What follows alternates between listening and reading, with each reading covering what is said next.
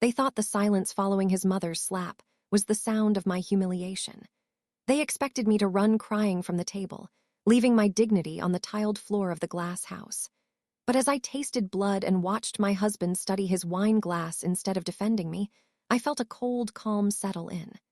They had no idea they were sitting in a restaurant I secretly owned, eating food paid for by the fortune I built him. My name is Natalie Reyes, and to the outside world, specifically the glossy, filtered world my husband inhabits, I am a 35-year-old housewife with a lucky streak. According to the narrative his mother likes to spin at charity luncheons, I am the supportive spouse who stumbled into the orbit of a brilliant self-made entrepreneur, a woman whose biggest daily decision involves choosing between Pilates or yoga.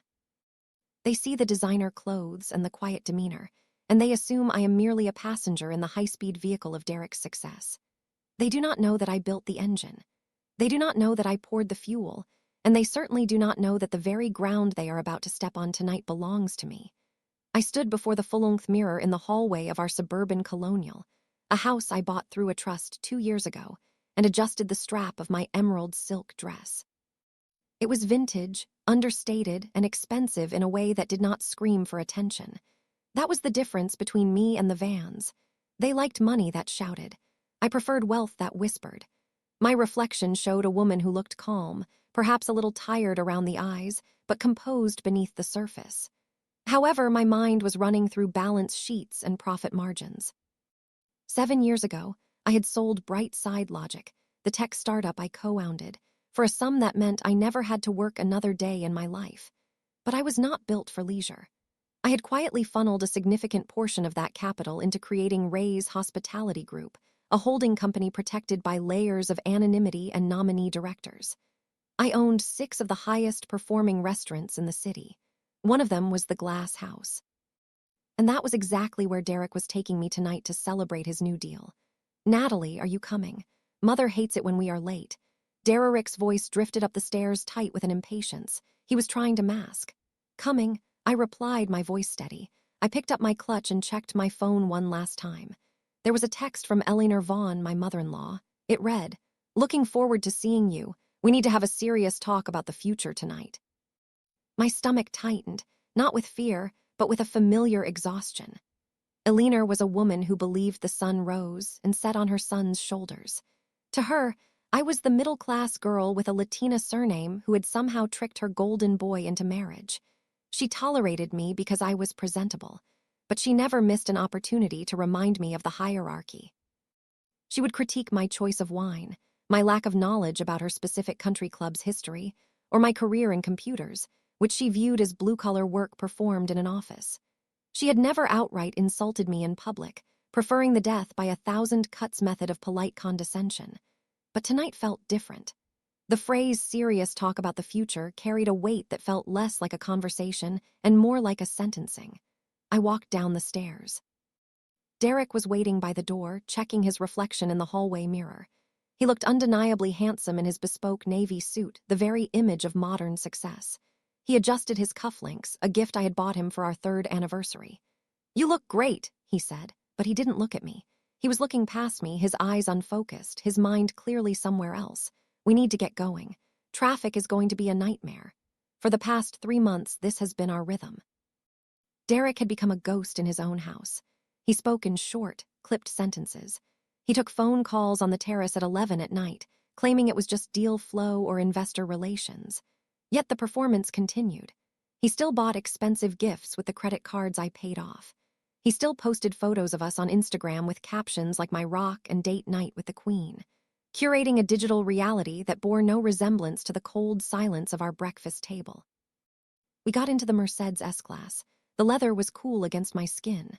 As he pulled out of the driveway, the silence in the car felt heavy, pressurized like the cabin of an airplane before turbulence.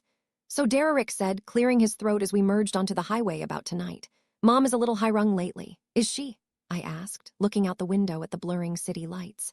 She seemed fine when she texted me. Derek's grip on the steering wheel tightened. His knuckles were white. "She's just worried about the family legacy, about finances. You know how she gets. She reads too many headlines about the economy and panics." I almost laughed. The only family legacy the Vans had was a history of bad investments and keeping up appearances. The money that kept the lights on in a Lelliner's condo. The money that paid for this car. The money that was funding tonight's dinner. It all flowed from the reservoir I had filled, but Derrick did not know the extent of it. He knew I had money from the sale of my company, but he thought it was a fixed pot that was slowly draining, not a river that was constantly replenishing. "What are you saying, Derrick?" I asked, turning to face him. He sighed, a sharp exhalation of breath.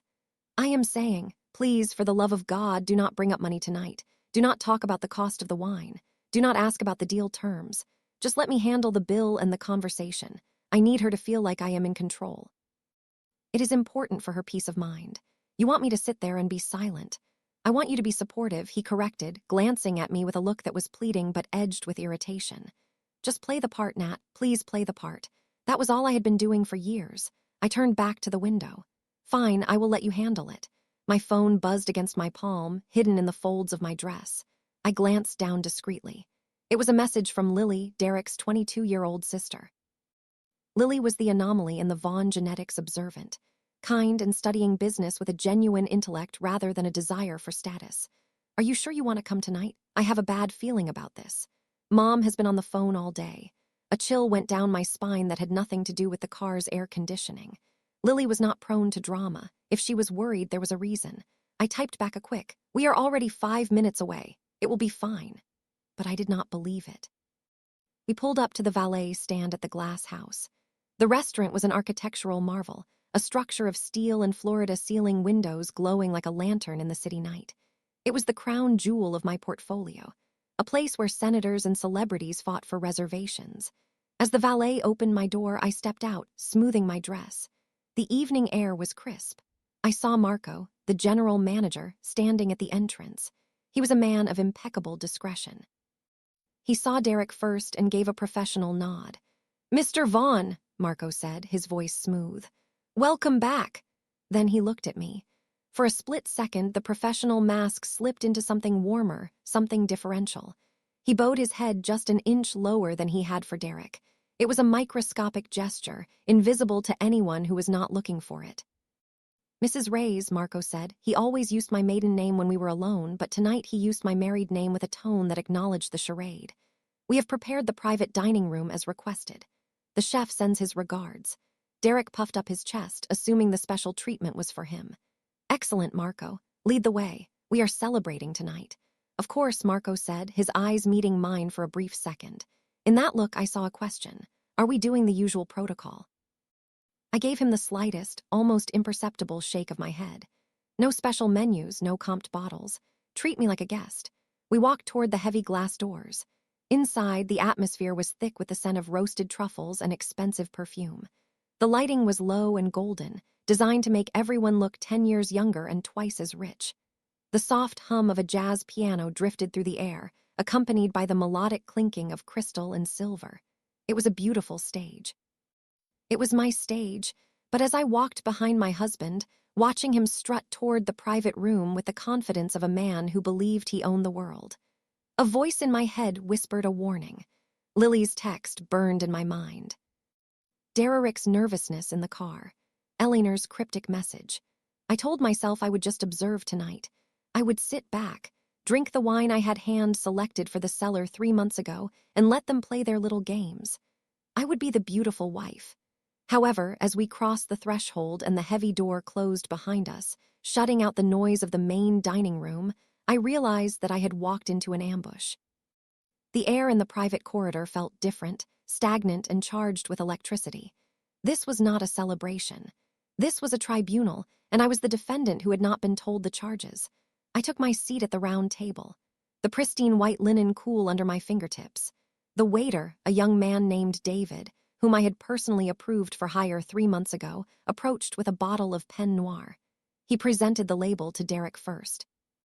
Naturally, that was the protocol I had established for the staff. Treat the man in the suit like the king, and the woman beside him like the accessory. It was good for business. Men like Derrick spent more when their egos were being massaged. As the crimson liquid swirled into the crystal glass, the aroma of dark cherries and oak hit me, and suddenly the restaurant faded. I was not in the glass house anymore. I was back in a cramped, rented conference room 7 years ago, staring at a spreadsheet that bled red ink. That was the day I truly bought Derek Vaughn. We had met at a tech summit in San Francisco. I was 28, fresh off the sale of Bright Side Logic, the software company I had co-founded in college. I was sitting on a liquidity event that had put 8 figures into my bank account, but nobody knew my face. I liked it that way. Derek, on the other hand, was standing at a booth for a fitness app that did not work, wearing a suit he could not afford, smiling with a charisma that could power a small city. He had the vision. He had the jawline. He had the ability to walk into a room and make everyone feel like they were the most important person there. What he did not have was cash flow. I remembered sitting across from him at a coffee shop 3 days after the conference. He was trying to pitch me on investing $50,000. I looked at his finances and saw a disaster.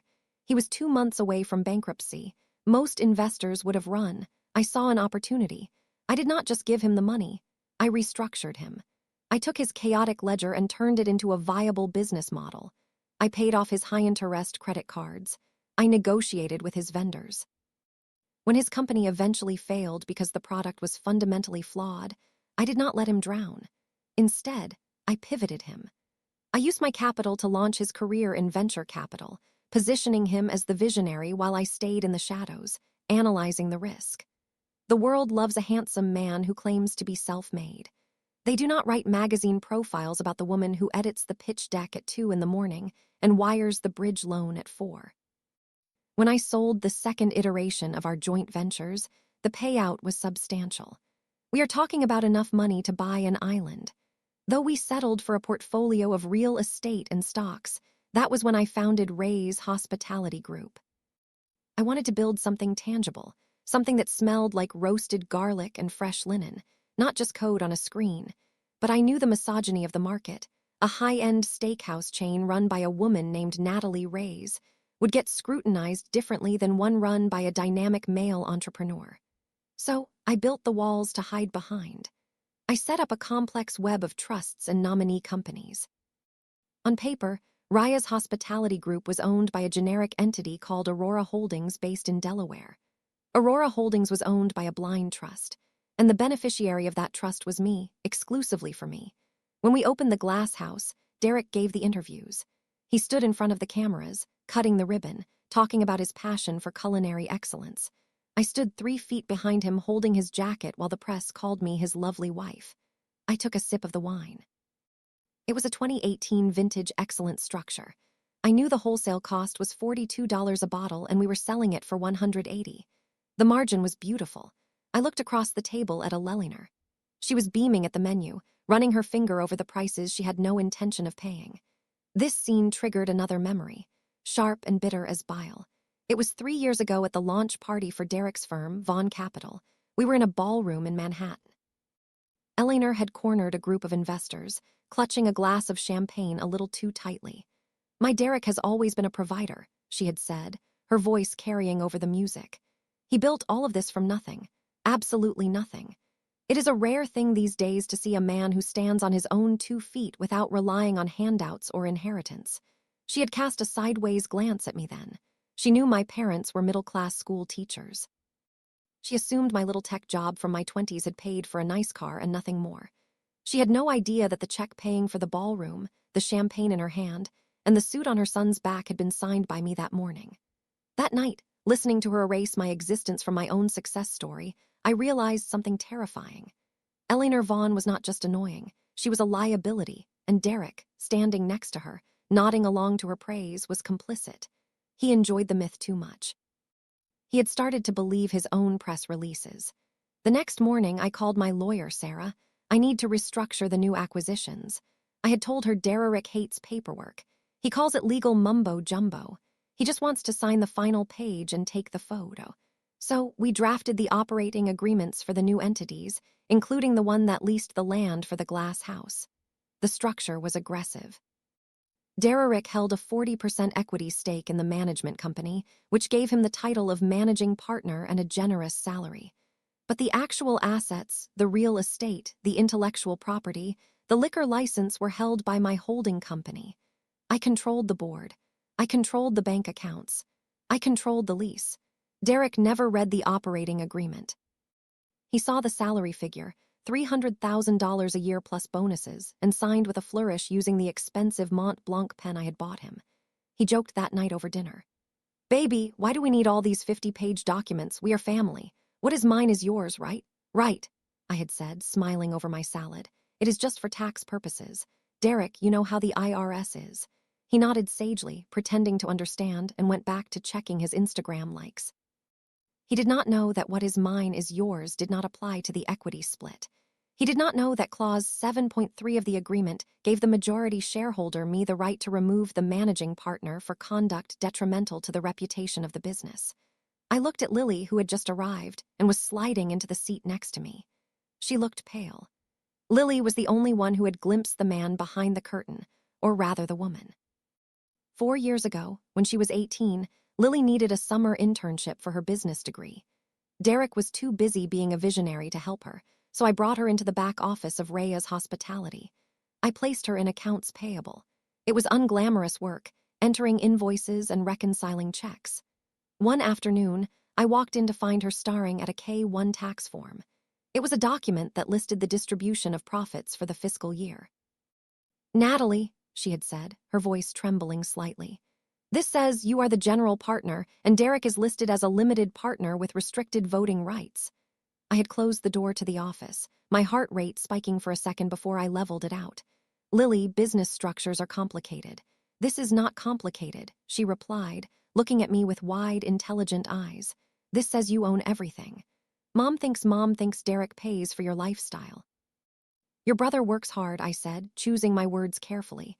"He is the face of the brand. That is a job in itself. But yes, the capital and the risk are mine." "Does he know?" she asked. "He knows what he wants to know," I answered. "And Lily, this stays in this room. If this gets out, it undermines Derek's authority with the staff. It hurts the business, and the business pays for your tuition." It was a gentle threat, but a threat nonetheless. Lily nodded slowly. From that day on, her attitude toward me changed. She stopped looking at me with the vague pity Alina projected and started looking at me with a mix of awe and fear. She knew I was carrying the weight of the entire Vaughn lifestyle on my shoulders. Back in the present, I picked up the menu. It was heavy, bound in leather. I did not need to open it. I knew the food cost percentage on the sea bass was 22%. I knew the truffle risotto was our highest margin item. I knew the chef, Gordon, was currently fighting with his sous chef about the plating of the duck. "I think I will have the lobster thermidor," Eleanor announced, snapping her menu shut. "And we should order a bottle of Cabernet, the expensive one, Derek. We are celebrating." "After all, of course, Mother," Derek said, his voice tight. He signaled for the soumier without asking me. He was performing the role of the patriarch, the provider. I watched him, feeling a strange detachment. It was like watching an actor on a stage where the scenery was about to collapse. He was ordering wine he could not afford. In a restaurant he did not own, to impress a mother who despised the woman paying for it all. The irony was suffocating. I had built this life to protect him. I had constructed this golden cage so he could feel like a lion. But somewhere along the way, he had forgotten who held the key. My lawyer's words from our last meeting echoed in my head. "Natalie, you do not need to scream to be heard. You do not need to make a scene. You possess the ultimate leverage. You are the bank. When the time comes, you do not need to say a word. You just need to stop signing the checks. Paperwork speaks louder than insults." I looked at the heavy silverware on the table. The knife was sharp. The reflection in the blade distorted my face, making me look monstrous or perhaps formidable. "Natalie, you are being very quiet," Eleanor said, her voice dripping with false concern. "I hope you are not overwhelmed by the prices. Derek has this covered, you know." I smiled at her. It was a terrifyingly calm smile. "I'm not worried about the prices, Eleanor," I said softly. "I was just thinking about the value of things and who actually pays for them." Derek shot me a warning look. "Stick to the script," his eyes said. I picked up my water glass. "I am rewriting the script." "Darling, I thought you just do not know it yet.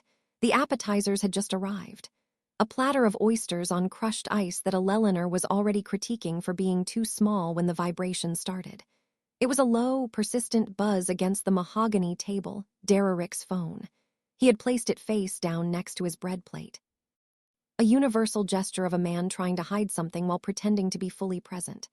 "Buzz, buzz, buzz, you are popular tonight," I said, skewering a lemon wedge with my cocktail fork. My voice was light, casual. Derek flinched.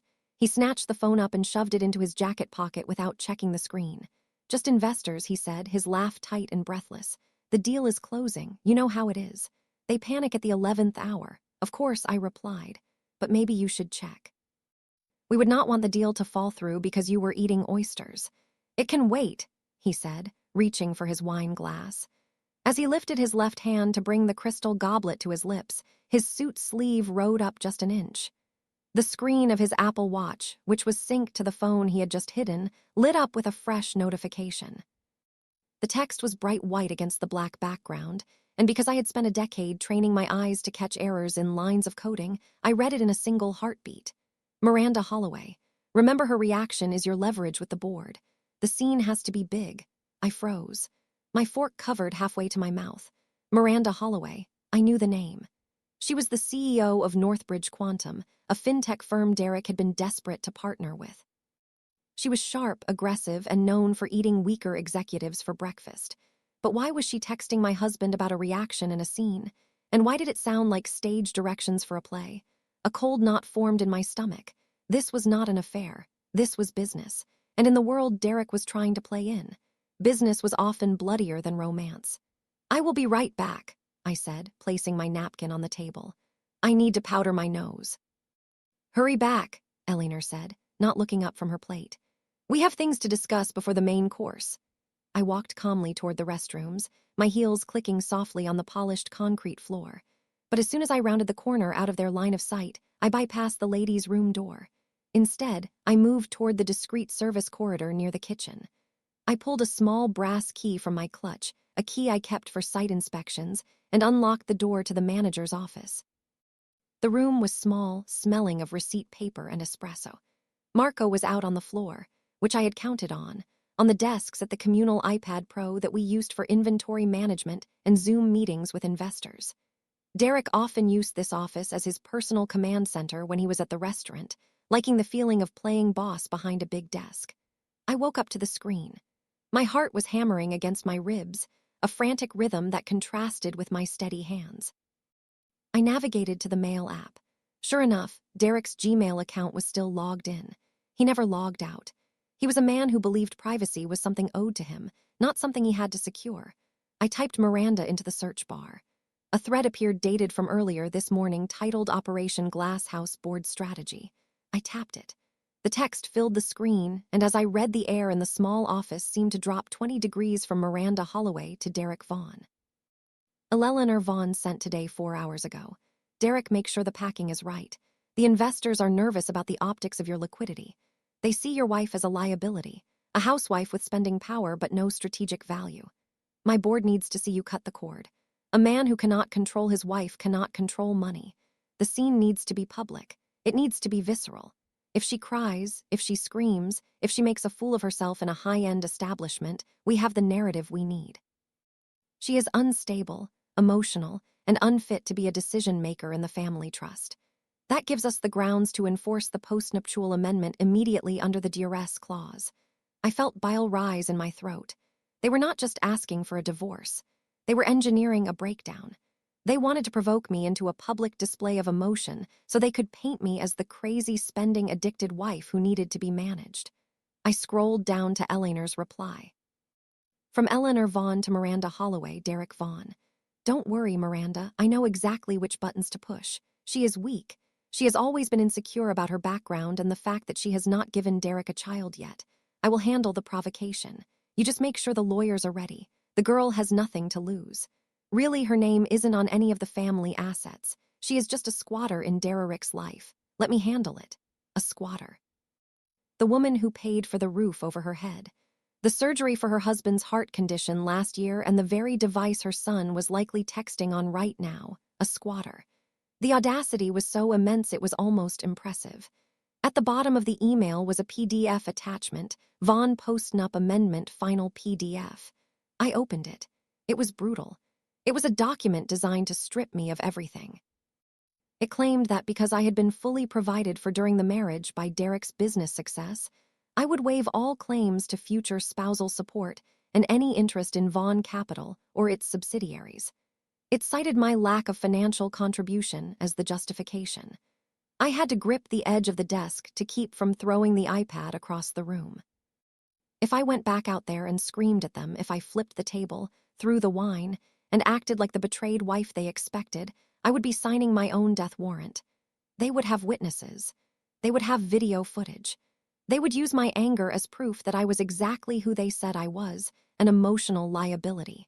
Miranda Holloway was smart. She knew that in business, the person who loses their temper first loses the deal. She was banking on my Latina temper, banking on the stereotype of the fiery, scorned woman.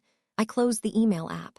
I carefully wiped my fingerprints from the screen, though I doubted Derek would ever think to check for them. I stared at my reflection in the darkened window of the office. My face looked pale, but my eyes were dark, hard stones. "Okay," I whispered to the empty room.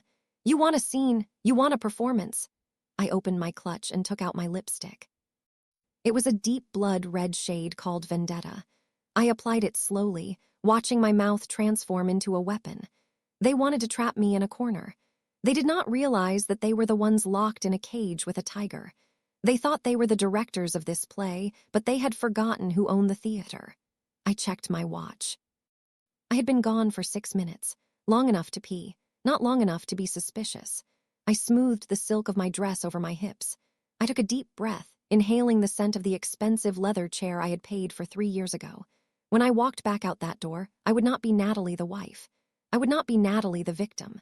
I would be the CEO of Rhea's hospitality group, conducting a hostile takeover of my own marriage. I unlocked the door and stepped back into the corridor. The sounds of the restaurant rushed back in the clatter of plates. The hum of conversation, the jazz piano playing a melody that sounded deceptively cheerful. I walked toward the private dining room, my head held high. I could see them through the glass walls. Elena was laughing at something, her head thrown back, her pearls shaking. Derek was checking his phone again, looking nervous, sweating slightly under the collar. They were waiting for the show to start. I pushed open the glass door and smiled at them. It was the warmest, deadliest smile I had ever worn. "Sorry to keep you waiting," I said, sliding into my seat. "I just had to handle a little technical issue." Derek looked at me, searching my face for any sign of distress. He found none. "Everything okay?" he asked. "Perfect," I said, unfolding my napkin. "Absolutely perfect. Shall we order the main course?" I saw Elena exchange a quick, sharp glance with Derek. "Get ready," her eyes said. I picked up my wine glass and took a slow sip. "Bring it on," I thought. "Let's see who breaks first." The private dining room was a cube of acoustically treated glass suspended slightly above the main floor. It offered a panoramic view of the open kitchen, a theater of stainless steel and controlled fire where 20 chefs moved with military precision. From my seat, I could see the flames licking the bottom of copper pans and the sous chefs plating with tweezers. It was a beautiful, chaotic ballet that usually filled me with pride. Tonight, however, it looked like a preparation for war. Eleanor sat across from me, a monument to old-school preservation. She had refused to check her coat, letting the white mink drape over the back of her chair like a royal mantle.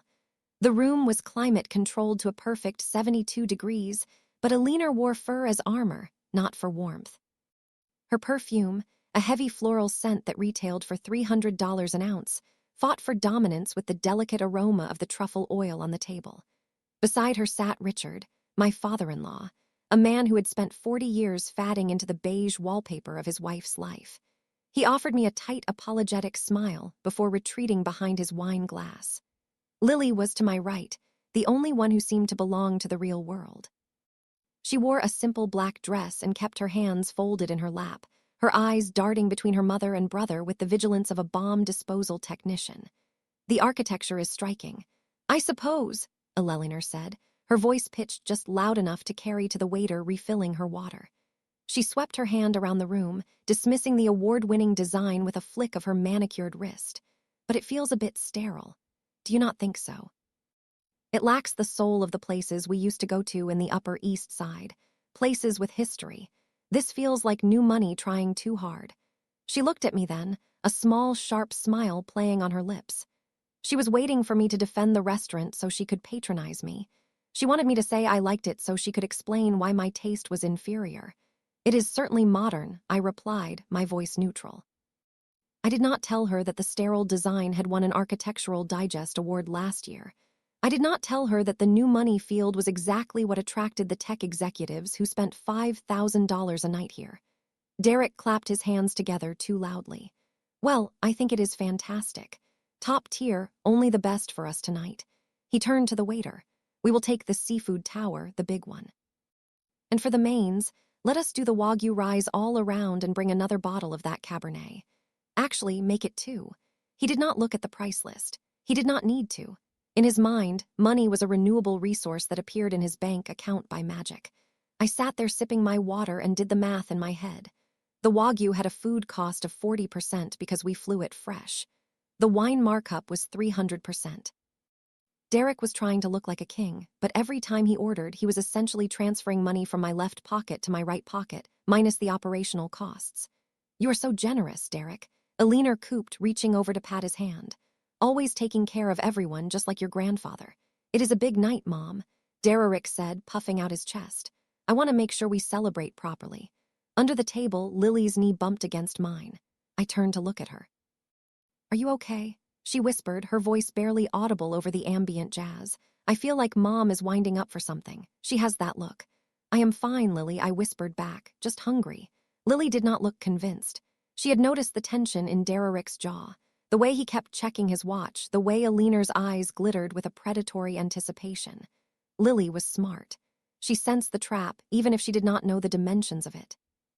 The seafood tower arrived, a spectacle of crushed ice, lobsters, and oysters.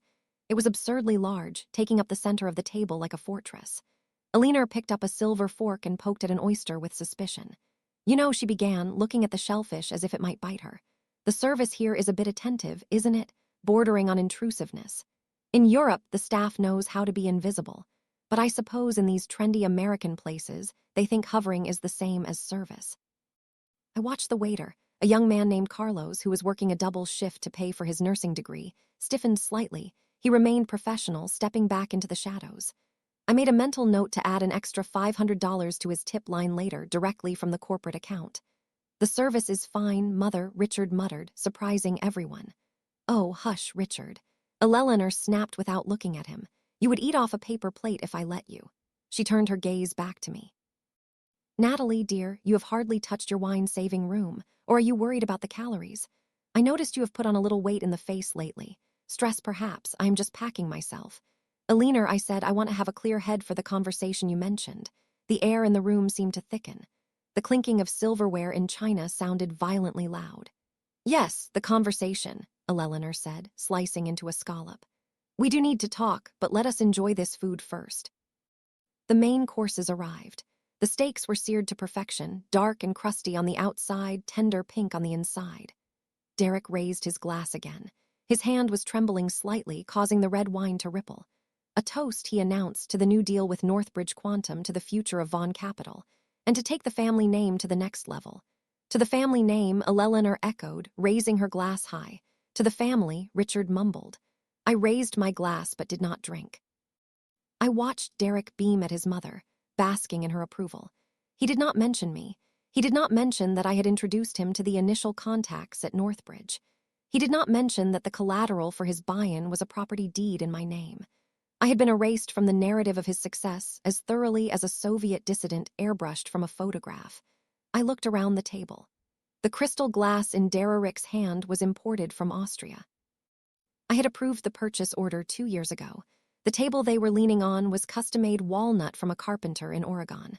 I had signed the check. The painting on the wall behind Eleanor was by a local artist I wanted to support. I owned it. They were sitting in my house eating my food, drinking my wine, and plotting my destruction. Derek cut into his steak, the juice running red onto the white porcelain. This is excellent, he said, talking with his mouth full, his facade of sophistication slipping under the influence of the alcohol. You know, Miranda was saying that we need to project a stronger image, a more unified front. Miranda is a very smart woman, Eleanor said, wiping the corner of her mouth. She understands what it takes to survive in the big leagues. Sacrifice, clarity, cutting off dead weight. Her eyes locked onto mine when she said dead weight. It was not a subtle jab. It was a declaration of intent. The jokes about the service, the critiques of the Dacre, the eraser of my role, it was all foreplay. They were circling, tightening the noose, waiting for the moment to kick the chair out from under me. I picked up my knife and fork. The weight of the silver felt reassuring in my hands. I cut a small, precise piece of my steak. I agree, Alina, I said, my voice steady and clear, cutting through the jazz music. Clarity is very important. Sometimes people get confused about who plays what role. It is always good to remind everyone exactly where they stand. Alina smiled, mistaking my statement for submission. She thought I was agreeing to be put in my place. She did not realize I was talking about hers. The room felt small now. The glass walls no longer offering a view out, but reflecting the scene within. The stage was set. The players were in position, and the first act was drawing to a close. I chewed slowly, savoring the flavor of the beef, preparing myself for the violence that was about to be served for dessert. The sound of metal striking porcelain cut through the room like a gunshot. Eleanor had dropped her knife onto her plate, not by accident, but with the deliberate weight of a gavel signaling the opening of court. The sharp clack echoed off the glass walls, silencing the soft jazz piano that had been drifting through the speakers. The waiter, who had been approaching to clear the table, froze mid-step, sensing the shift in atmospheric pressure. He retreated into the shadows, making himself invisible. All eyes turned to Alina. She was flushed. The expensive Cabernet having done its work, stripping away the thin veneer of social grace to reveal the raw, ugly ambition beneath. She dabbed the corner of her mouth with a linen napkin, leaving a smear of red lipstick that looked like a fresh wound. "Natalie," she began. Her voice was syrupy, laced with a poison she barely bothered to disguise.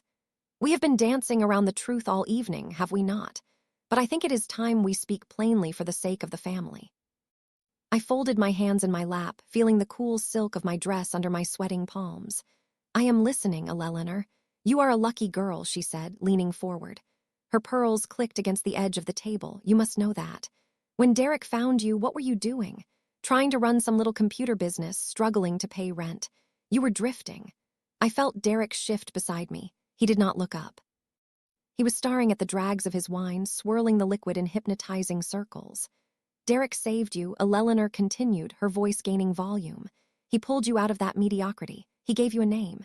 He gave you this lifestyle, this dinner, the clothes on your back. He elevated you. We built this life together," I said softly. "Together." Eleanor laughed. It was a harsh barking sound. "Oh, honey, do not delude yourself. You are the passenger. Derek is the driver, and frankly, the passengers are getting heavy." She took a sip of wine, her eyes narrowing. "And let us be honest about the one job a wife in your position is supposed to have. It has been 7 years, Natalie. 7 years," she gestured vaguely at my stomach. "And nothing.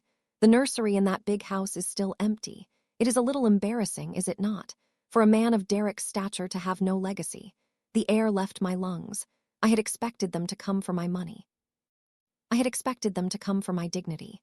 I had not expected them to weaponize the miscarriage I had suffered 2 years ago, a grief Derek and I had never spoken of publicly. "That is private, Alina," I said, my voice dropping to a whisper.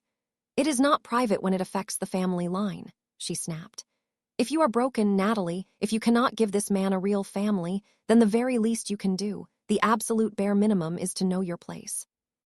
You need to shut your mouth, sit down, and respect the man who pays for your existence." I turned to Derek. I needed him to say something, anything. I needed him to look at his mother and tell her to stop. "Derek," I asked. He did not look at me. Instead, I felt a sharp kick under the table. His polished shoe dug into my shin. It was a warning. "Shut up, take it, don't make a scene." "Mom is just stressed," Derek mumbled to the tablecloth. "Just listen to her, Nat." Eleanor reached into her designer handbag, a bag that cost $4,000, paid for by the dividends from a company I owned, and pulled out a thick cream envelope. She slid it across the white tablecloth. It stopped right in front of my water glass. "This is for the best," Eleanor said, her tone shifting to a faux business-like rationality. "It is a modification to your marital agreement." Miranda's lawyers looked it over. "It simply states that given your lack of financial contribution and your failure to produce an heir, you waive any claim to Derek's future earnings or the capital assets. You acknowledge that you have been compensated enough by simply being allowed to live this life." I looked at the envelope. I did not need to open it. I had already read the PDF in the manager's office. "Sign it," Eleanor commanded. "Sign it now in front of us, so we can all sleep soundly knowing you are not just waiting for a divorce settlement to cash out like a common gold digger." The room was deathly quiet. I could hear the hum of the ventilation system. I could feel Lily's body radiating heat beside me, tense as a coiled spring. I looked up at Alina. I kept my face completely smooth. "And if I do not sign it?" I asked. My voice was soft, devoid of the anger she was so desperate to provoke. The question seemed to short-circuit something in Alina's brain. She blinked, her face re-enning to a deep, blotchy crimson. She was not used to resistance. She was used to obedience. "If you do not sign it," she sputtered, "then you prove exactly what you are. A leech, a grasping, low-class nobody who clawed her way into a family that is leagues above her." She stood up, the chair scraped violently against the floor. "You think you are special," she hissed, her voice rising to a shout now. "You are nothing without my son. You are trash wrapped in expensive silk." I looked her dead in the eye and said firmly and clearly, "No." It happened in slow motion. I saw Eleanor's arm pull back. I saw the flash of her diamond bracelet under the recessed lighting. I saw the look of pure, unadulterated hatred in her eyes. I could have moved. I could have caught her wrist. I had the reflexes. But I didn't. I stayed perfectly still. I let it happen, smack. The sound was wet and sharp, sickeningly loud in the enclosed glass room. Her palm connected with my left cheekbone with a force that snapped my head to the side. The impact blinded me for a second. A white flash exploded behind my eyelids. My ear rang with a high-pitched whine. I felt the skin of my cheek burn as if it had been touched by a hot iron. I sat there. My head turned to the right, staring at the shocked reflection of myself in the glass wall. The entire restaurant seemed to gasp. Through the glass, I saw a waiter drop a tray of drinks. The crash of breaking glass was distant, muffled. Two guests at a nearby table had stood up, their phones raised, capturing the moment the mother of the distinguished Derek Vaughan assaulted his wife. I slowly turned my head back to face them. I tasted copper. My lip was cut. I ran my tongue over the split skin, cataloging the metallic taste of my own blood. Derek shot up from his chair. "Mom!" he yelled. He grabbed Eleanor's shoulders as she swayed, breathing heavily, her hands still raised as if she might strike again. "Mom, stop! That is enough," Derek said. But then he looked at me. He did not rush to my side. He did not check if I was hurt. He did not demand his mother leave. He looked at me with panic in his eyes, and then he said the words that severed the last thin thread of my marriage. "Natalie, please," he said, his voice frantic. "She is just upset. She is protecting the family. Just apologize to her and sign the paper. Okay, do not make this worse than it is." He wanted me to apologize for being slapped. I sat there, the red mark on my cheek glowing like a brand. I did not cry. There were no tears. The tear ducts felt dry, cauterized by the sheer heat of the betrayal. I looked at Lily. She was standing now. Her hands were covering her mouth. Her eyes were wide, filled with a horror that was quickly hardening into something else. She looked from her mother, panting like a wild animal, to her brother, cowering in his suit, and then to me, sitting straight back, bleeding and silent in Lily's eyes. I saw the exact moment the illusion shattered. She saw the monster her mother was. She saw the coward her brother was, and she saw me not as the victim, but as the only person in the room who was still holding the line. I touched my cheek. It throbbed.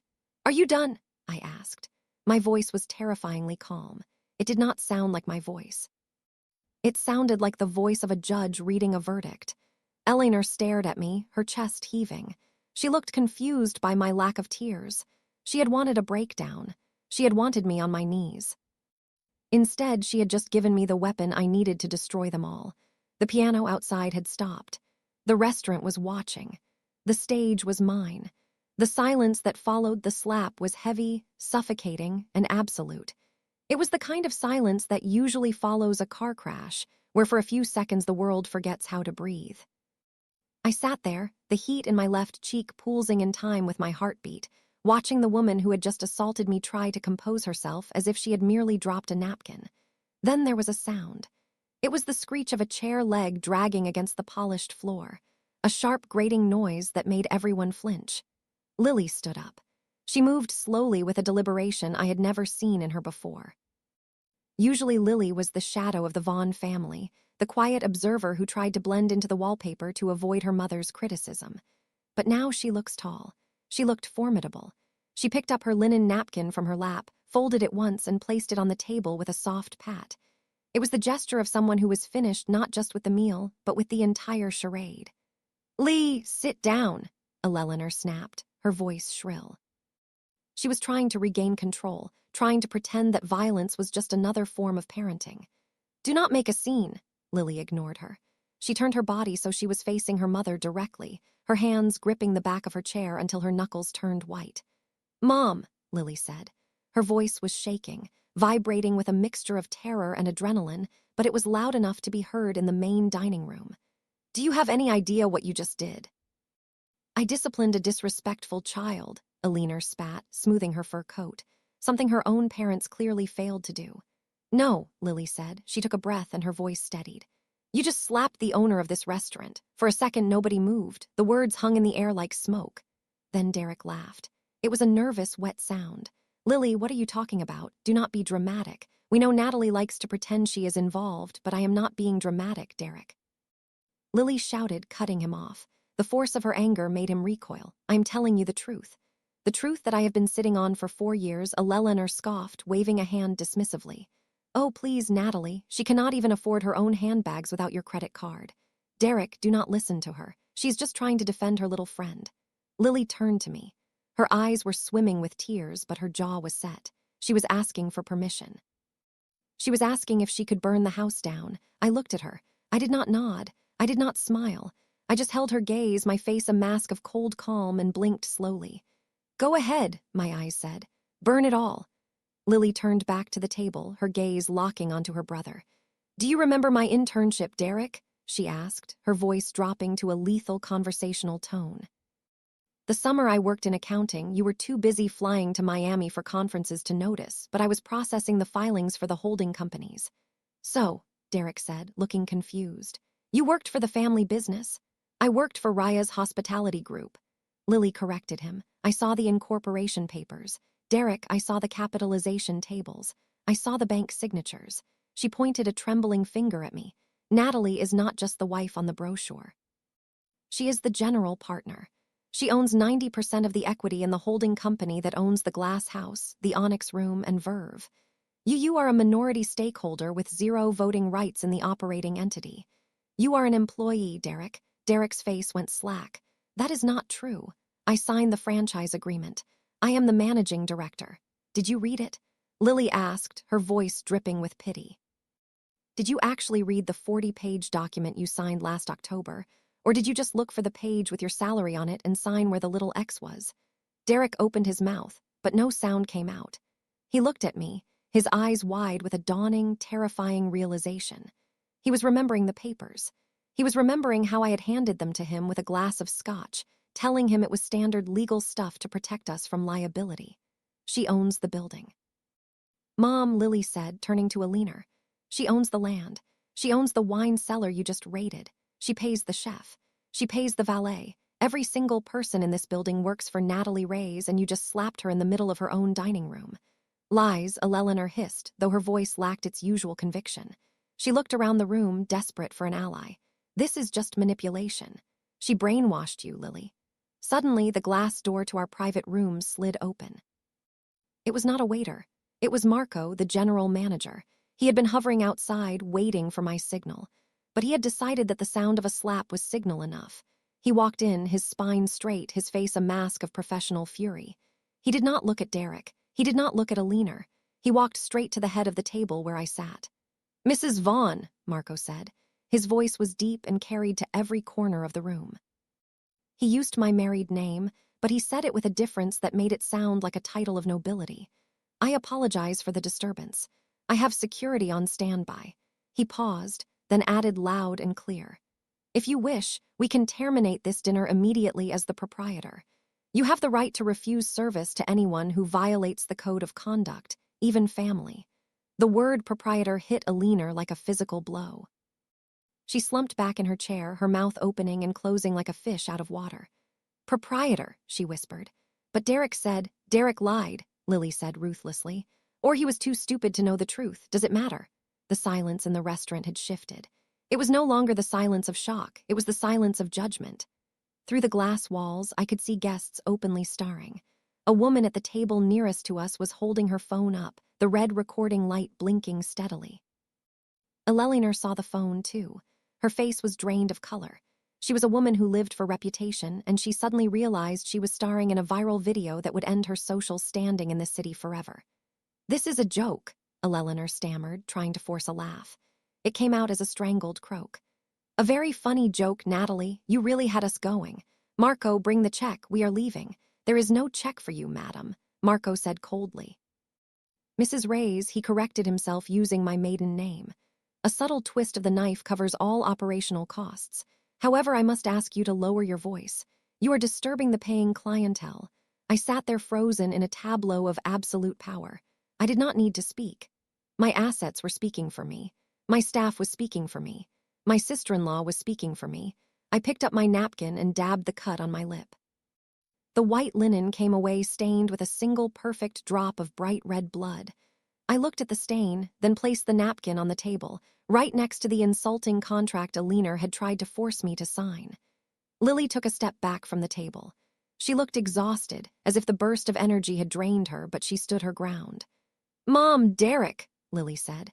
Her voice was quiet now, sad. "I think the best thing you can do is get up and walk out of here, right now before the police are called, because we are currently humiliating the woman who signs the paychecks for every single person in that kitchen." "I'm not leaving until we sort this out," Derek shouted, finding his voice at last. He slammed his hand on the table, rattling the silverware. "Natalie, tell them this is a misunderstanding." I looked at him, really looked at him for 7 years. I had seen a partner now. I saw a terrified little boy in a suit that I had paid for trying to scream at the sun to stop setting. I slowly turned my gaze to Marco. I did not speak. I just tilted my head slightly toward the door. Marco understood. He turned to Derek. "Mr. Vaughn," Marco said, his voice dropping an octave, becoming dangerous. "Please do not make me ask the security team to escort you out. It would be untidy." Derek looked at Marco, then at me.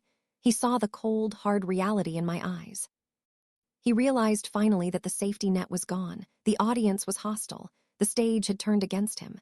"Come on, Derek," Richard said. It was the first time my father-in-law had spoken in 10 minutes.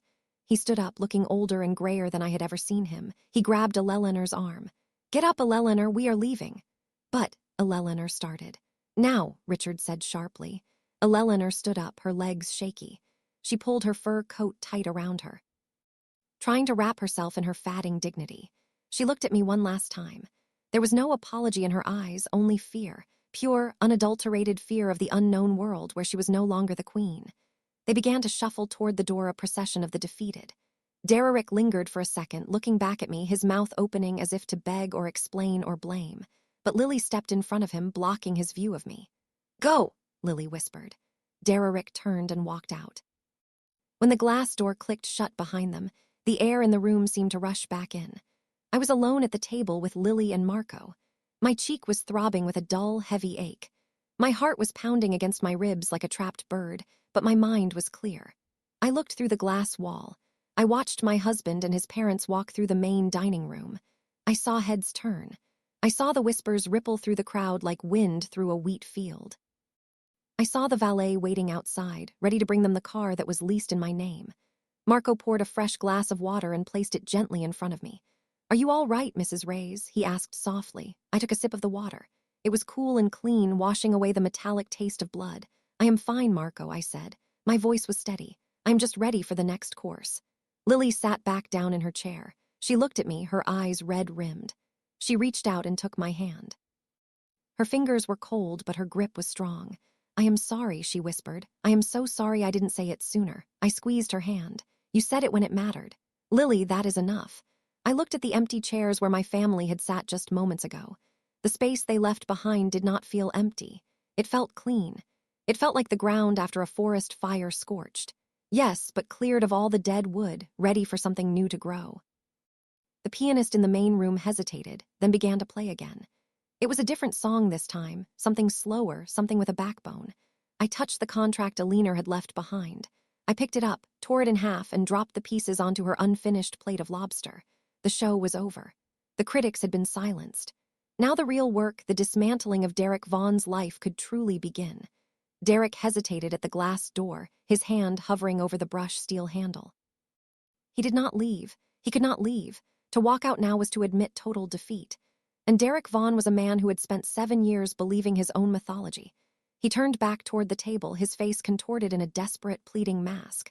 "Lily, stop talking nonsense," he said, his voice cracking slightly. He looked at me, his eyes wide and wet, trying to summon the charm that had worked on me for nearly a decade. Natalie, honey, do not listen to her. Mom is just overwhelmed. She drank too much wine. You know how she gets. We are going to go home. We are going to order takeout and talk about this like adults, just us. We are a team. Remember he was still using that word. He was still trying to drape the blanket of our marriage over the wreckage his mother had created. I picked up my phone. It was time to redefine the pronouns in this relationship. I did not look at him. I looked at the screen. I opened the commercial banking app that managed the finances for Ray's hospitality group. I navigated to the corporate credit card tab. There were 3 cards issued to Derek Vaughn, managing partner. The black MX he used to impress clients. The Visa Infinite he used for travel. The backup MasterCard he kept in his glove compartment. Status active. Monthly limit $50,000. Current balance $8,400. I tapped the edit icon. I selected freeze all cards. The app asked for confirmation. Are you sure you want to suspend privileges for this authorized user? I tapped yes. Status suspended. Next, I opened my email client. I composed a new message to Sarah, my chief financial officer, who I knew would be checking her phone even at 9:00 at night. Subject urgent. Activation of clause 7.3. I typed rapidly, my thumbs moving with the precision of a pianist. Effective immediately. Suspend all signing authority for Derek Vaughn, pending an emergency board review. Attached is evidence of conspiracy to defraud a majority shareholder and intent to coerce signatures under duress.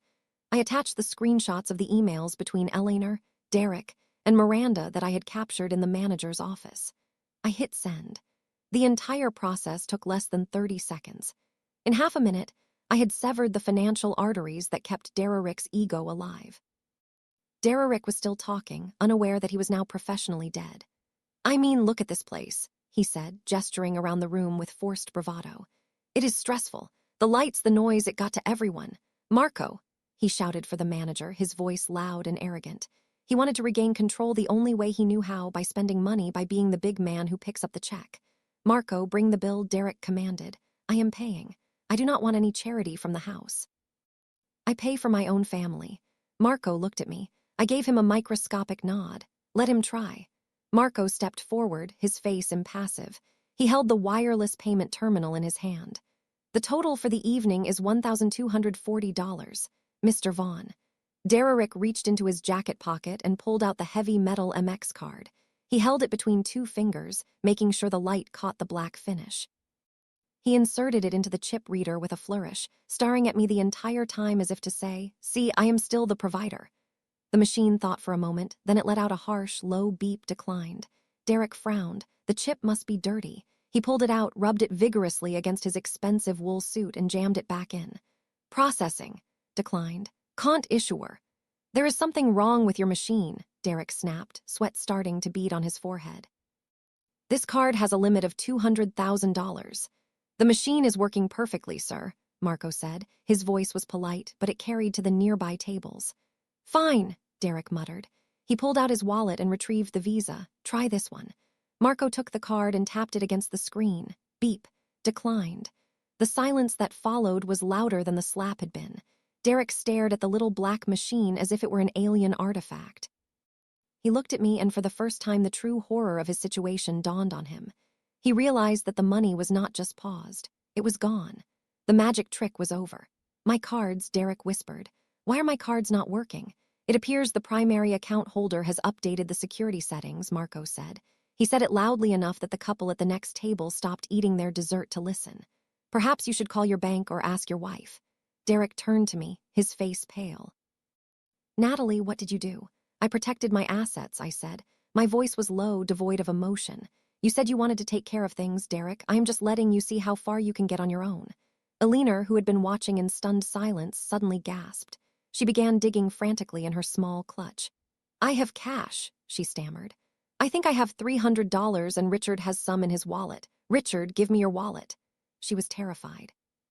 The humiliation of having her son's cards declined in a high society restaurant was a fate worse than death for her. Put your money away, Eleanor, I said. My voice was sharp, cutting through her panic. I have already instructed the finance department to mark this dinner as an internal write-off. I will not have you telling your bridge club that I took your pension money to pay for your meal. I am not taking charity from you, Eleanor hissed, though she stopped digging for her wallet. It is not charity, I replied. It is a severance package. Lily stepped forward. She placed a hand on her mother's arm, not gently but with a firm grip. Come on, Lily said. I will walk you out before you embarrass yourselves any further. People are filming you, Mom. Eleanor looked around. She saw the phones raised at the other tables. She shrank inside her fur coat. Lily, I said. Lily stopped and turned to look at me. Her eyes were sad but clear. If you want to stay after you walk them to the car, I said, I would be happy to take you on a tour of the kitchen. The pastry chef is working on a new seule and he loves getting feedback. It was an olive branch. It was an invitation to cross the line, to leave their side and join mine. Lily smiled. It was a small, genuine smile. I would like that, she said. Give me 2 minutes. Eleanor stiffened. She pulled her arm away from Lily and turned to face me one last time. She tried to summon the haughty matriarch she had been at the start of the evening, but the foundation was cracked. You may own the building, Natalie. Eleanor spat, her voice shaking with impotent rage. You may own the wine and the food, but you will never belong to this family. You will always be an outsider. I looked at her, this woman who had belittled me, used me, and slapped me. I looked at Derek, the man who had stood by and let it happen. I just found out that is not such a bad thing, I replied. Eleanor opened her mouth to retort, but Richard put a hand on her shoulder. Let's go, Eleanor, he said quietly.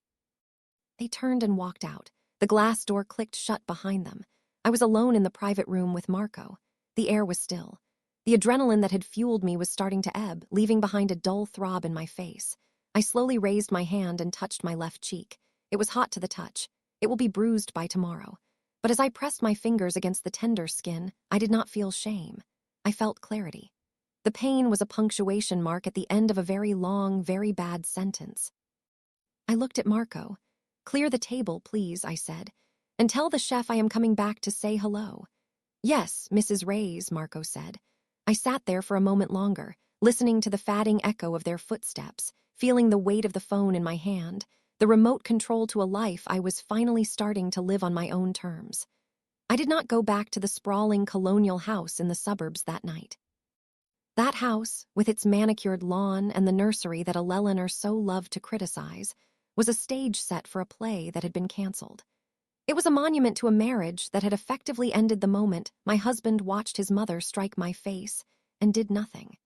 Instead, I drove to the Arts District, to a converted industrial loft on the top floor of a brick building that Derek barely knew existed. To him, this was just the registered office for Rhea's Hospitality Group, a mailing address for tax purposes. To me, it was a sanctuary. It was the only place in the world that was entirely mine. The space was vast and cool, illuminated only by the city lights filtering through the floor-to-ceiling windows. I sat at the long reclaimed wood conference table, the surface cold against my forearms. Spread out before me was the autopsy of my marriage. It was not a collection of love letters or photos. It was a forensic audit. I had spent the last 2 hours organizing the documents into neat, damning piles. To my left was the deed to the house. To my right were the incorporation papers for the holding companies. And in the center, the pièce de résistance, a stack of bank statements and credit card transaction logs that my forensic accountant had flagged over the last 6 months. The total amount of misappropriated funds was staggering, $8 million. Derek had siphoned $8 million from the operating accounts of 3 different subsidiaries over the last 2 years. He had labeled them as consulting fees, market research, and business development. But the forensic breakdown told a different story. It told a story of chartered jets to Cabo San Lucas, suites at the Ritz in Paris, and diamond jewelry that I certainly never received. Many of these expenses coincided perfectly with the dates of investor meetings he had attended with Miranda Holloway. The digital clock on the wall read 11:45 at night when the buzzer screamed. I knew it was him. I had turned off my phone, so he had likely driven to the only other place he knew I might be. I buzzed him in without asking who it was. I wanted him to see this. I wanted him to see the paper trail of his own destruction. When the elevator doors slid open directly into the loft, Derek looked like a man who had been through a war zone. His tie was undone, hanging loosely around his neck like a noose. His shirt was wrinkled, stained with sweat and wine. His eyes were bloodshot, rimmed with the exhaustion of a man who had spent the last 3 hours arguing with his mother and screaming at bank representatives who refused to talk to him. Stepped into the room, looking around the shadowy industrial space as if he had never seen it before. In a way, he hadn't. He had never bothered to visit the engine room of the machine that printed his money. "Natalie," he breathed, his voice ragged. He walked toward the table, his hands shaking. "You cannot do this. You cannot just lock me out. You are destroying us." Us. He was still clinging to the plural. He was still trying to hide behind the collective noun. "There is no us, Derek," I said. My voice was calm, echoing slightly in the large room. "There is just a plaintiff and a defendant." "Stop talking like a lawyer," he shouted, slamming his hand onto the back of a leather chair. "I am your husband, my mother, she was out of line. I admit that she was drunk. She is old-fashioned, but you freezing the accounts, humiliating me in front of Marco. That was cruel, Natalie. That was vindictive." "Sit down, Derek," I said. "I do not want to sit down." "Sit down," I repeated, my voice dropping to a register that borked no argument. "Or I will call the police and have you arrested for trespassing and given the current state of your credit cards. I do not think you can afford bail." He froze. The reality of his powerlessness hit him again. He pulled out the chair and sank into it, looking smaller than I had ever seen him. I picked up the first document, the printout of the email chain between him, Alina, and Miranda. I slid it across the table. It stopped inches from his hands. "Read it," I said. He looked down. He recognized it immediately. "Natalie, this is just talk. Miranda is aggressive. She was just brainstorming strategies to handle the board. I never agreed to." "You did not object." I cut in. "You discussed the packing. You discussed the optics.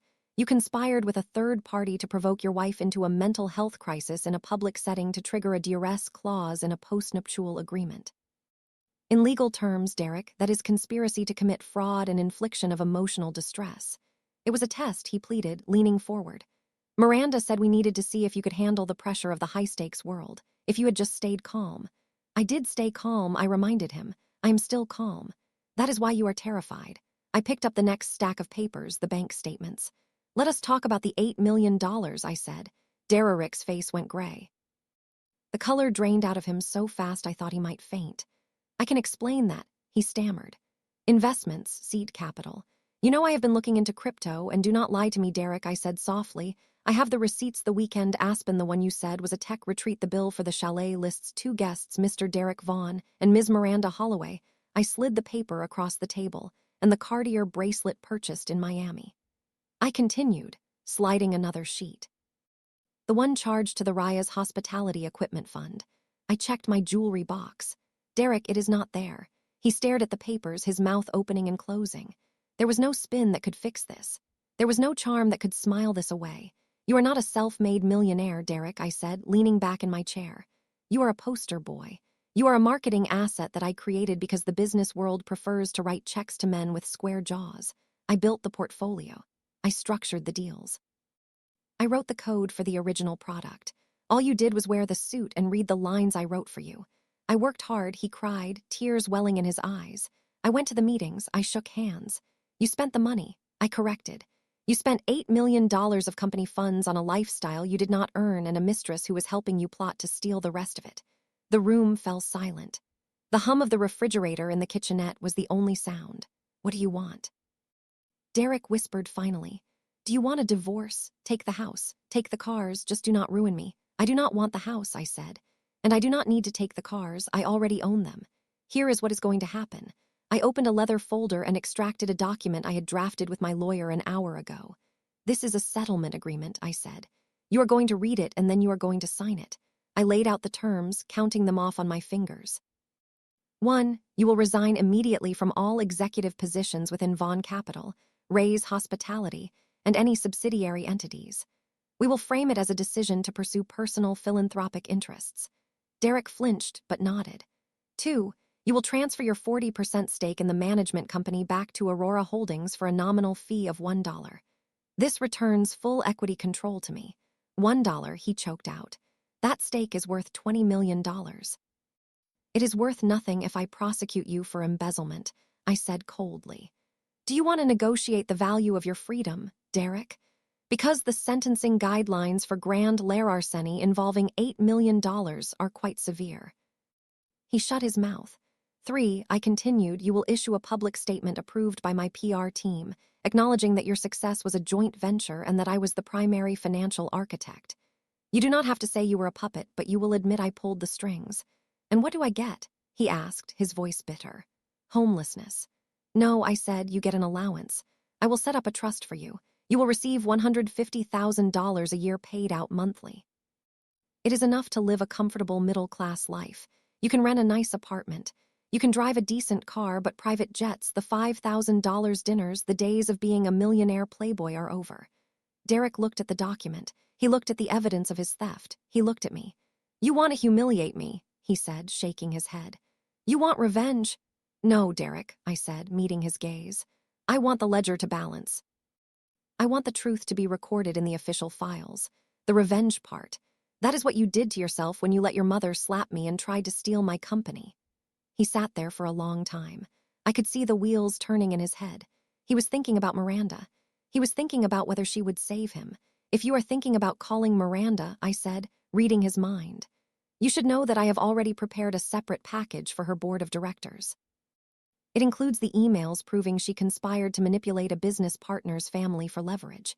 If you do not sign this document within 48 hours, that package goes to her board and the evidence of your theft goes to the district attorney. Derek slumped. His shoulders collapsed. The fight went out of him like air from a punctured tire. 48 hours, he whispered. 48 hours, I confirmed. Take the papers. Go to a hotel. Do not go back to the house. I have had the locks changed. I will see you at the mediation table. He stood up slowly. He reached out and took the folder. He looked at the stack of bank statements, the proof of his betrayal. And then he looked at me. I loved you. You know, he said it was a weak, pathetic attempt at a final manipulation. In the beginning, I said, I loved you too. That is why I paid $8 million to learn this lesson. He turned and walked toward the elevator. The doors opened with a soft chime. He stepped inside, and as the metal doors slid shut, cutting him off from my view, I finally let out the breath I'd been holding for 7 years. I was alone in the dark loft. I was tired. My cheeks still throbbed. But for the first time in a decade, my net worth was calculated not in dollars, but in truth, and I was very, very rich. 3 weeks later, we met in a neutral zone. It was a conference room on the 42nd floor of a law firm that belonged to neither my counsel nor theirs. The room was a study in intimidation, featuring a table made of a single slab of black marble and a view of the city that reduced the people below to the size of insects. The air conditioner was set to a chilling 68 degrees, but the temperature in the room felt significantly lower. I sat on one side of the table with Sarah, my corporate attorney, and James, my personal counsel. Opposite us sat the crumbling dynasty of the Vaughn family. Eleanor sat in the center, flanked by Derek and Richard. She wore a severe charcoal gray suit that looked like armor. Her hair sprayed into a helmet of perfection. She did not look at me. She stared at the water pitcher in the center of the table as if her sheer force of will could turn it into wine. Derek looked like a ghost. He had lost 10 pounds since the night at the loft. His suit hung loosely on his frame, and there were dark circles under his eyes that no amount of concealer could hide. Beside him, Richard sat hunched over, his hands clasped tightly on the table, looking like a man waiting for a sentencing hearing. Lily sat at the far end of the table, slightly apart from her family, signaling a physical and emotional separation that Eleanor had clearly noted with disdain. "Let us begin," Sarah said, opening a thick binder. Her voice was crisp, professional, and utterly devoid of pity. "We are here to finalize the separation of assets and the restructuring of the corporate entities known as Vaughn Capital and Ray's Hospitality Group." Eleanor's lawyer, a man named Mr. Henderson, who charged $600 an hour to look bored, leaned forward. "My client, Mr. Vaughn, asserts that his contributions to the brand equity entitle him to a significant severance package, far exceeding the allowance Mrs. Ray's has proposed." "Mr. Vaughn has no leverage," Sarah replied, not even looking up from her notes. "Let us be clear about the ownership structure, as it seems there has been some confusion within the family." She projected a chart onto the screen on the wall. It was a complex web of entities, but the color coding was simple. Everything in blue belonged to me. Everything in red belonged to Derek. The screen was almost entirely blue. "Derek Vaughn holds a minority non-voting interest in the operating company," Sarah explained, using a laser pointer to circle a tiny sliver of the pie chart. However, under the terms of the original operating agreement, specifically Clause 7.3, any executive who engages in conduct detrimental to the company or conspires to defraud the majority shareholder triggers an automatic buyback option. Sarah paused and looked directly at Derek. The emails you exchanged with Miranda Holloway and your mother regarding the dinner at the Glass House constitute a conspiracy to commit fraud and inflict reputational damage. Sarah said, therefore, Mrs. Reyes is exercising her right to buy back your shares at book value. The current book value of your shares, given the debt you have incurred through unauthorized spending, is $400,000. Derek flinched. Eleanor finally looked up, her eyes narrowing. This is absurd, Eleanor hissed. My son built that company. He is the face of it. You cannot just erase him with a spreadsheet. We are not erasing him. Mrs. Vaughn, I said, speaking for the first time, we are correcting the record. Furthermore, James added, sliding a document across the marble table. We have evidence that Mr. Vaughn used company funds for personal travel and gifts totaling $8 million. We are willing to forego criminal prosecution for embezzlement only if he agrees to the terms of the separation today. Derek looked at his lawyer. Mr. Henderson sighed and took off his glasses. They have you cold, Derek. Henderson whispered loud enough for everyone to hear. The emails are damning, and with the Northbridge deal suspended. It is not suspended, Derek muttered, his voice cracking. Miranda is just waiting. Miranda Holloway sent a cease and desist letter to your office this morning, I said quietly. She is distancing herself from you to save her own board seat. It is over, Derek. Derek slumped in his chair. The last flicker of hope in his eyes died out. He picked up the pen. I will sign, he whispered. Derek, no, Eleanor snapped, grabbing his wrist. You cannot just give up. We are Vans. We will not surrender to her. Mother, stop, Derek said, pulling his arm away. He looked exhausted. I have no money. My cards are declined. The investors stopped returning my calls 3 weeks ago. I have to sign. He signed the document. The scratching of the pen sounded like a match being struck. Suddenly, Lily cleared her throat. I have something to say, she announced. Eleanor turned to her daughter, her lip curling. You have done enough, Lily, bringing this embarrassment upon us. I am not the one who embarrassed us, Mom, Lily said, her voice shaking slightly but gaining strength with every word. I want to make sure something is entered into the record, because for 20 years I have watched you treat Natalie like she was lucky to be in this room, like she was a guest who overstayed her welcome. Lily opened a folder she had brought with her. It was not a legal binder. It was a simple manila folder filled with copies of checks and wire transfers. 3 years ago, Lily said, looking at her father, Dad had a triple bypass surgery. The bill was $240,000. Insurance covered 60%. Who paid the rest? Richard looked down at his hands. He did not speak. Derek said he paid it. Lily continued. He told everyone at the club that he took care of it, but here is the check. It is signed by Natalie Reyes. She slid the paper toward Richard. And my tuition, Lily went on. NYU is not cheap. $55,000 a year. Mom, you told me it came from the family trust. There is no family trust, is there? The checks came from the Reyes Hospitality operating account. Natalie paid for my degree. Natalie paid for Dad's heart. Natalie paid for the renovation of your kitchen last summer. Eleanor was staring at the papers as if they were radioactive. Her face was pale, her mouth a thin line of fury. She did it to control us. Eleanor spat, grasping for any narrative that kept her as the victim. She used money to buy her way in to make us dependent.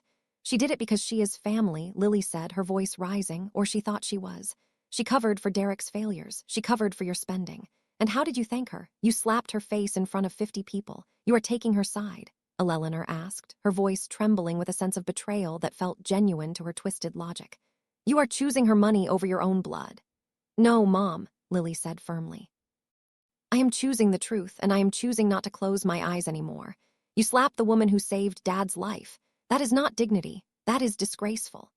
The room fell silent.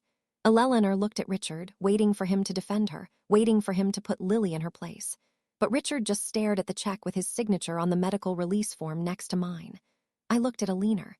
She was cornered, stripped of her moral high ground, exposed as a charity case in designer clothing. It was time to deliver the final blow. I have one more condition, I said. Sarah slid a single sheet of paper toward Eleanor. What is this? Eleanor asked, looking at it with disdain.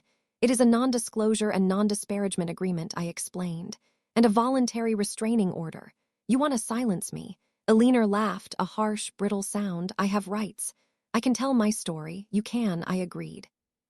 But if you do, I will file a civil suit for assault and battery regarding the incident at the glass house. We have the security footage, Alina. It is in 4K resolution, and I will also release the financial records showing exactly who has been supporting the Vaughn lifestyle for the last decade. I leaned forward, locking eyes with her. If you sign this paper, I said, I will not press charges. I will not sue you. I will not release the video to the press. You get to keep your freedom and whatever is left of your reputation. But in exchange, you never speak my name publicly again. You never contact me, and you never set foot in any property owned by Raya's hospitality group. Eleanor looked at the paper. Her hands were shaking. To be silenced by the daughter-in-law she despised was a fate worse than poverty for her. I will not sign it, she whispered. Richard, tell her. Richard Vaughn slowly lifted his head. He looked at his wife, then at his son, and finally at me. There was a profound sadness in his eyes, but also a flicker of something new. Respect. Sign it, Eleanor, Richard said. His voice was rough, unused. Richard, Eleanor gasped, turning to him. She paid for my heart. Alina, Richard said, tapping the paper Lily had put in front of him. She saved my life while I sat there and let you belittle her for 7 years. We have lost. We deserve to lose. Sign the paper so we can go home. But Alina started to protest. Sign it. Richard roared, slamming his hand on the table. It was the first time in my life I had ever seen him raise his voice. End this now. Eleanor flinched as if he had hit her. She looked around the room, realizing she was completely alone. Her son was broken. Her daughter had defected. Her husband had finally found a spine. She picked up the pen. Her hand shook so badly that the signature was barely legible. She shoved the paper toward me and stood up. I hope you are happy, she said, her voice hollow. You have your money, you have your victory, but you are alone. I have been alone in this marriage for a long time. Alina, I replied calmly, at least now. The room is quiet. The lawyers finalized the documents. The stamps were pressed. The copies were distributed. Derek stood up. He looked at me one last time, opening his mouth as if to say something, perhaps an apology, perhaps a plea, but he saw the look in my eyes and thought better of it. He turned and walked out, a man stripped of his mythology. Richard stood up and nodded to me. I am sorry, Natalie, he said softly. For everything, take care of yourself, Richard, I said. He led Eleanor out of the room. She walked stiffly, staring straight ahead, a deposed queen marching into exile. Lily remained. She began packing up her folder. Are you okay? She asked me. I think so, I said. Are you still coming in on Tuesday? We have a marketing strategy meeting for the new bistro. I will be there, Lily said, smiling. I need the hours since I'm paying for my own apartment now. See you then, I said. Lily left, closing the heavy door behind her. I sat alone in the massive conference room. The silence was absolute. I looked at the stack of signed documents in front of me. I had won. I had protected my assets. I had silenced my abusers. I had reclaimed my life. I expected to feel a rush of triumph, a surge of adrenaline like I had felt in the restaurant. But instead, I just felt a vast, echoing emptiness. It was the feeling of a building that had been demolished.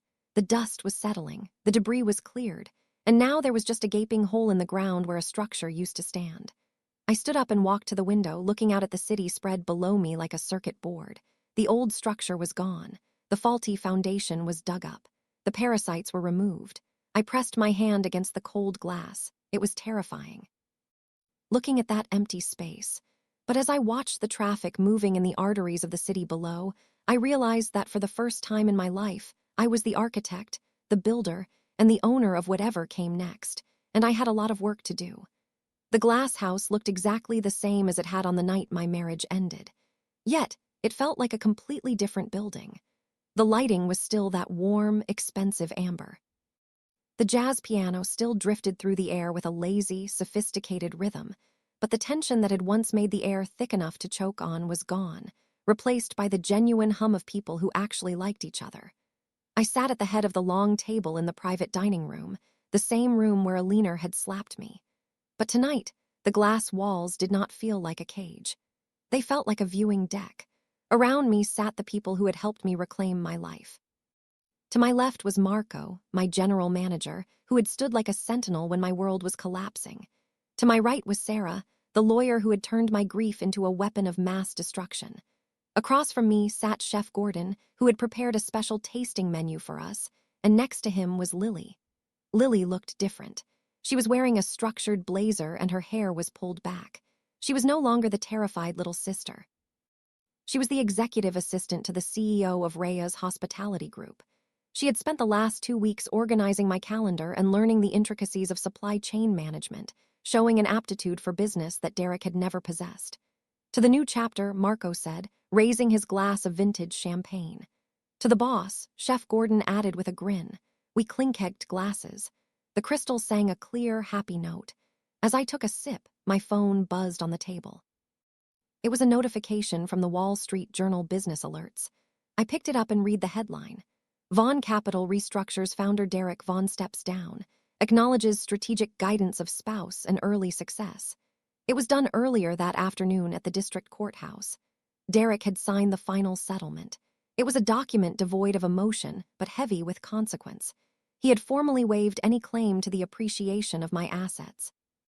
He had returned the 40% stake in the management company that he had essentially stolen.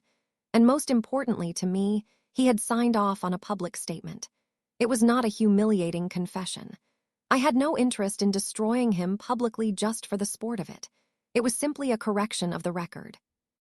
The statement read that while Derek had served as the public face of the company, the founding capital's strategic architecture and operational oversight had been provided by Natalie Reyes.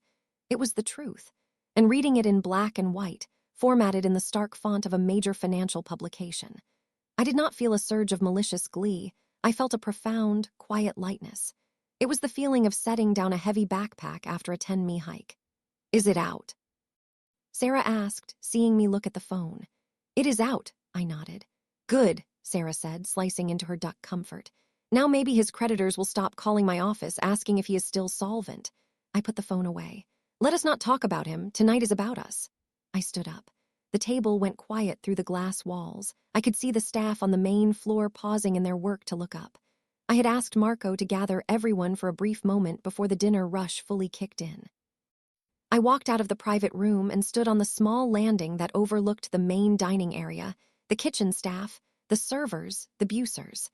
They all looked up. They knew the rumors. They knew about the slap. They knew about the frozen credit cards, but they had never heard from me directly. "Good evening, everyone," I said. My voice was steady, amplified slightly by the acoustics of the room. "I know there has been a lot of drama in this building recently.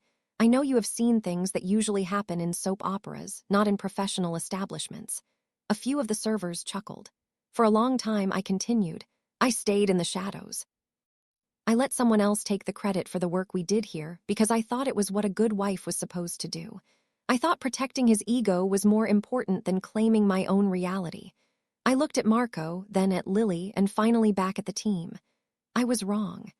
This restaurant, the Glass House, was built on a simple idea. That quality speaks for itself. That truth matters. From now on, this is a place where no one is humiliated just because someone else thinks they are richer or louder or more powerful. We serve excellence here and we treat everyone with respect, starting with the people who work in this room." There was a pause and then the staff broke into applause. It was not the polite applause of a coerced audience. It was genuine. I saw my shoulders relax. I saw smiles. I walked back into the private dining room, feeling a warmth in my chest that had nothing to do with the champagne. "Nice speech," Lily said as I sat down. "I meant every word," I replied. We were just finishing the main course, a beautiful roasted lamb that fell off the bone when Marco's headset crackled. He listened for a moment, his expression tightening. He looked at me, a question in his eyes. "What is it, Marco?" I asked.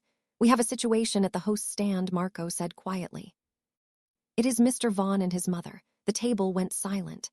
Sarah reached for her briefcase, her lawyer instincts kicking in. "Do you want me to handle it?" "No," I said, wiping my mouth with my napkin. "I will handle it. I'm coming with you," Lily said, standing up immediately. I did not argue.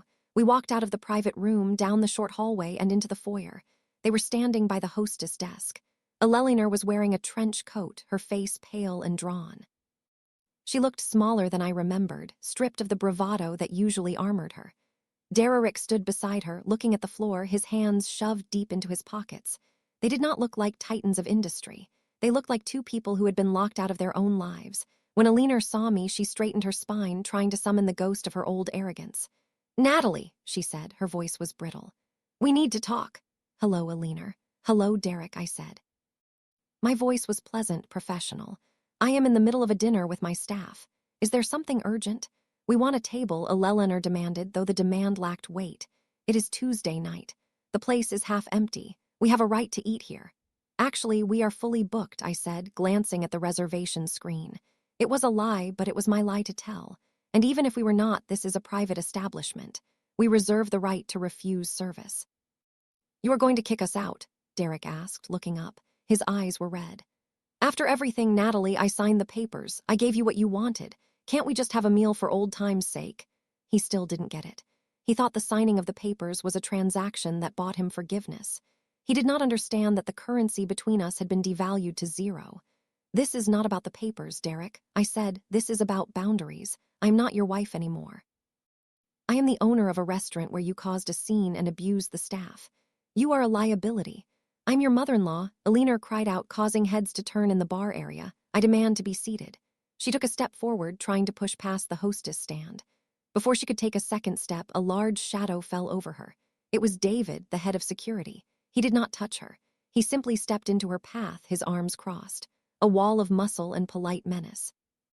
Ma'am, David said, his voice a low rumble. Please do not make me escort you out. Eleanor stopped. She looked at David, then at me. She realized that she could not bully her way past physics. Lily stepped forward from behind me. She stood shoulder-to-shoulder with me, presenting a unified front. Mom, Lily said. Her voice was not angry, it was just incredibly tiring. Tonight is ours, you should go home. Eleanor looked at her daughter. She looked at the new clothes, the confidence. The way Lily stood next to me, not as a subordinate, but as an ally. Lily, Eleanor whispered, you are kicking me out. I am asking you kindly to leave, Lily said, echoing the words I had used in my head 1,000 times. Please, God, do not make this harder than it needs to be. Derek looked at his sister. He saw the strength in her that he had never possessed. He shook his head, a small, bitter laugh escaping his lips. Come on, Mom, Derek said. Let's go. No, Eleanor insisted, her voice rising to a shriek. I will not be dismissed by stop, Eleanor. The voice came from behind them. It was Richard. He had been parking the car or perhaps waiting outside, but now he stood in the doorway. He looked tired, but his eyes were clear. He reached out and took his wife's arm. It is over, Eleanor, Richard said gently. We lost. Let's go home. It was a rare moment of clarity for Richard Vaughn. He did not try to fight. He did not try to negotiate. He simply accepted the reality that his wife refused to see. Eleanor looked at her husband. She looked at the restaurant, the warm lights, the happy diners, the world she was no longer part of. Her shoulders slumped. The fight drained out of her, leaving only a bitter hollow shell. Fine, she whispered. She turned around. Richard guided her out the door. Derek followed them, casting one last look at me, a look of regret that came 7 years too late. The heavy glass door swung shut, sealing them out in the cold night. I stood there for a moment, listening to the silence they left behind. I looked at the hostess stand at the reservation book where their names would never appear again. Are you okay? Lily asked, touching my arm. I am fine, I said, and I was. I walked back into the private dining room. The conversation had paused, waiting for the outcome. When I sat down, Marco poured me a fresh glass of wine. I looked at the table. I looked at the spot on the wood where Eleanor's hand had rested right before she slapped me. I reached out and ran my fingers over the grain. It was just wood. It was just a table. The memory was there, but the sting was gone. I had taken the pain and I had turned it into power. I had taken the humiliation and I had turned it into a business plan. To the future, I said, raising my glass again. To the future, the team echoed. Outside, the city continued to move, indifferent to the dramas of the wealthy. But inside the glass house, under the golden lights, everything was exactly as it should be. The traitor was gone, the bully was banished, and the woman who had been slapped was now the one deciding who got to stay for dessert. Thank you so much for listening to this story. I would love to know where you are tuning in from right now. Please drop a comment below and share your location and your thoughts on Natalie's revenge. If you enjoyed this story, please make sure to subscribe to the Violet Revenge Stories channel. Hit that like button and press the hype button to help this story reach even more people. Your support means the world too.